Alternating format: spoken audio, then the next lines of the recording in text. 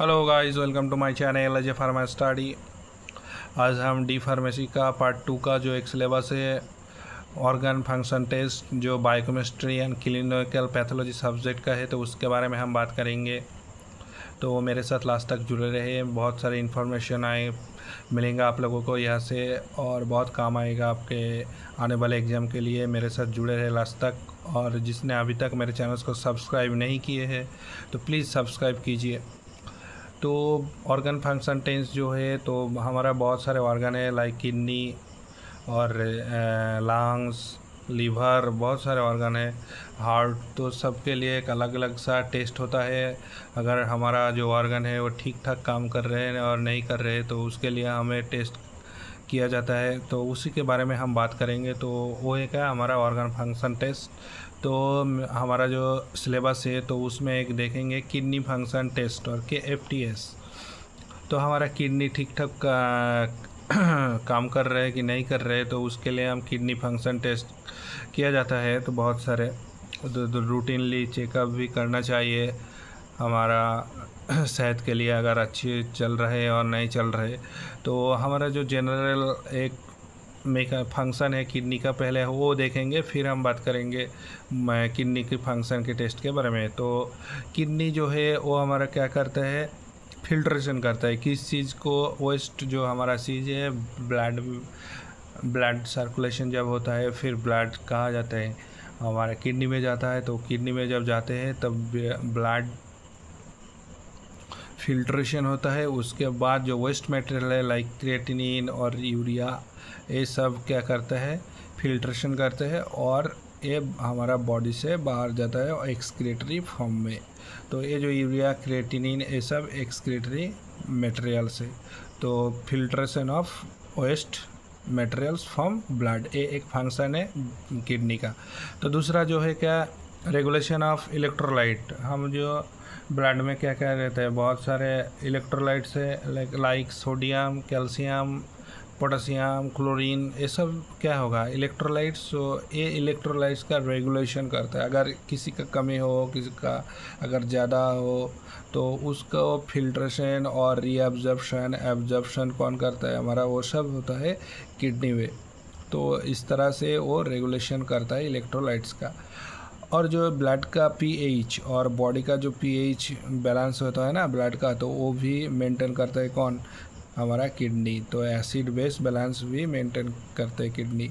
Regulation of blood pressure का भी regulation करता है। वो एक एंजाइम है रेनिन किडनी में पाया जाता है, हमारा एक एंजाइम रेनिन। तो इस रेनिन का बहुत सारा फंक्शन है। वो जब हम रेनिन, एंजियोटेंसिन, एल्डोस्टेरोन का जो एक टॉपिक है उसमें हम देखेंगे रेनिन का बहुत सारे रोल है। तो उस रेनिन हमारा ब्लड प्रेशर का कंट्रोल करता है।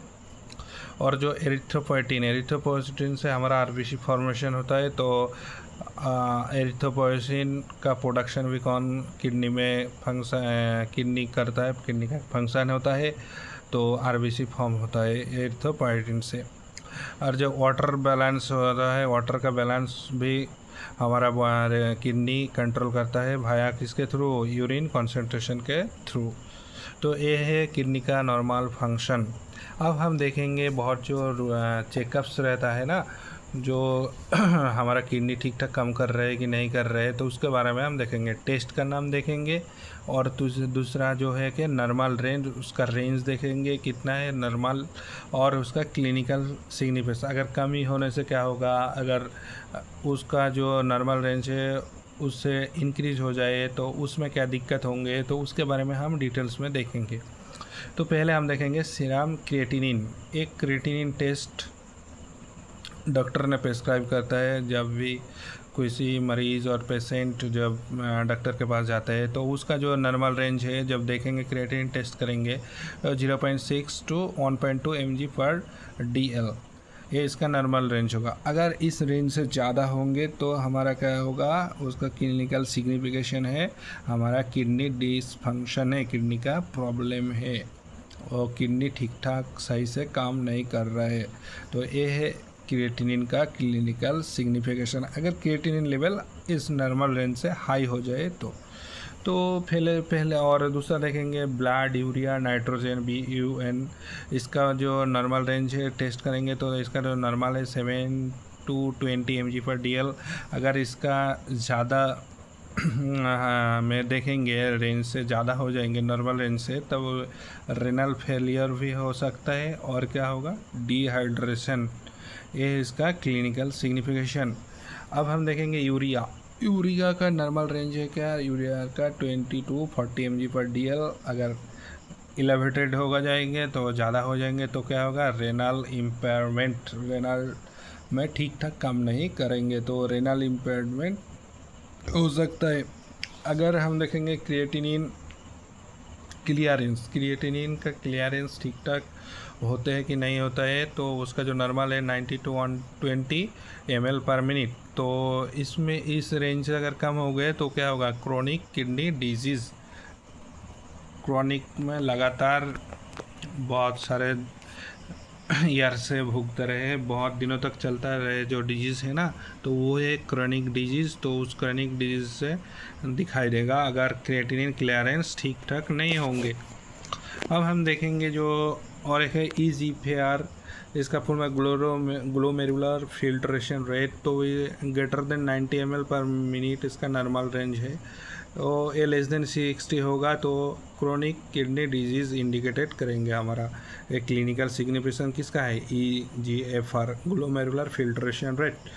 अब हम देखेंगे यूरिन का एल्बुमिन क्या है, एक प्रोटीन है। तो यूरिन में जब एल्बुमिन का रेंज देखेंगे लेस देन mg/day जब होंगे तो क्या होगा, early marker of diabetic neuropathy. अगर डायबिटीज़ में कोई पेशेंट बहुत दिनों से भुगता रहे तो 30 यूरिन एल्बुमिन का रेट 30 mg/dl होगा, तो उसको अर्ली एक मार्कर है क्या, किसका, डायबिटिक न्यूरोपैथी का। अब हम देखेंगे बहुत सारे इलेक्ट्रोलाइट्स है, तो इलेक्ट्रोलाइट्स मेजर करने से क्या होगा, अगर ठीक ठाक नहीं होगा तो हमारा जो ट्यूबुलर डिसफंक्शन, उस सारे डिजीज़ हम देखेंगे। तो ये है किडनी का फंक्शन टेस्ट, एक ऑर्गन फंक्शन टेस्ट का। तो आज के लिए इतना ही। मेरे चैनल को सब्सक्राइब कीजिए और शेयर भी कीजिए अपने दोस्तों के साथ। तो थैंक यू।